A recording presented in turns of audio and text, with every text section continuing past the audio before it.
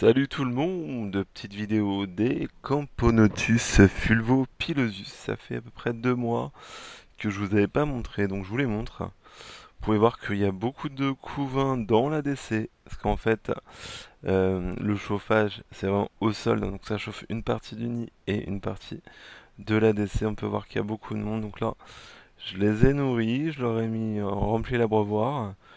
Et donc c'est parti, donc je fais cette vidéo donc pour vous montrer un petit peu l'évolution de la colo, hein, parce que vous voyez qu'il y en a pas mal, il y a au moins 100-200 ouvrières dans l'aire de chasse facile, et je voulais effectivement aussi avoir votre tour sur le prochain nid, parce que vous allez voir, donc là ils m'ont mis de la saleté, et voilà, vous pouvez voir que le nid, si on compte celles qui sont dehors, il est quasi plein, là pour le coup.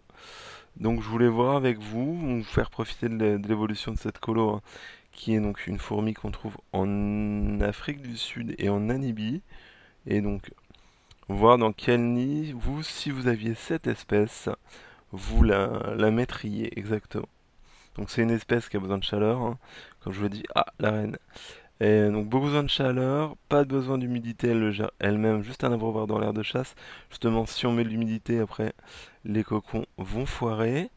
Et bon, beaucoup de chaleur. Et puis voilà quoi. Et ça se développe très très vite puisque là, alors c'est toujours compliqué hein, de juger une évolution de colo, mais là j'estimerais à peu près peut-être à 800 ouvrières.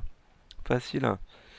Donc voilà, donc je fais appel à vous pour vous si vous aviez ce type de fourmi, dans quel type de nid vous metteriez ces petites bêtes. Voilà.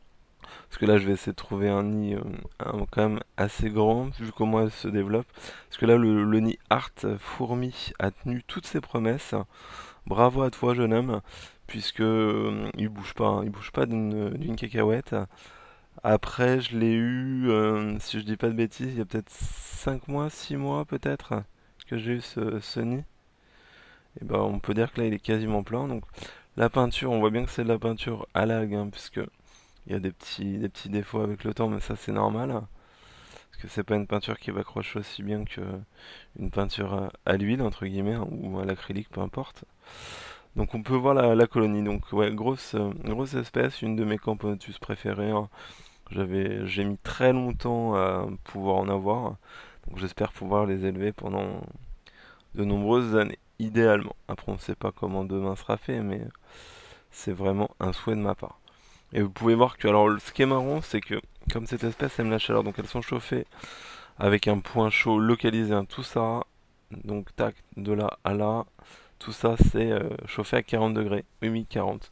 Et après ça descend à 35-30, et là il doit faire 28 au point le plus froid, et la nuit ça tombe à température ambiante, c'est-à-dire que progressivement ça va chuter jusqu'à atteindre la température de la pièce 20-22.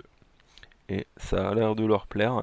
Mais vous voyez que ce qui est marrant, c'est que même à 40 degrés, elles sortent le couvain, elles le mettent carrément au point le plus chaud, quoi. C'est assez impressionnant pour une fourmi. Donc là, vous pouvez voir que je leur ai filé des verres de farine, donc elles sont en train de les boulotter. Également, donc je leur ai mis du liquide sucré. Je teste ce petit feeder là sur une grosse espèce, voir si ça va passer ou non. Voilà. Voilà un petit peu pour la colo, donc je voulais vous la montrer. Vous voyez, là il y a un super major, il est magnifique. Il est magnifique ce major. Vous voyez un peu la tête qu'il a. Les ouvrières à côté, elles sont vraiment rikiki, rikiki. Et à côté là, on a une petite ouvrière qui est encore couleur argent, donc qui vient de naître. Voilà. Bon, c'était une vidéo très rapide et j'attends vos retours en commentaire pour ceux et celles qui auraient des idées. Merci de m'avoir regardé. Salut, ciao.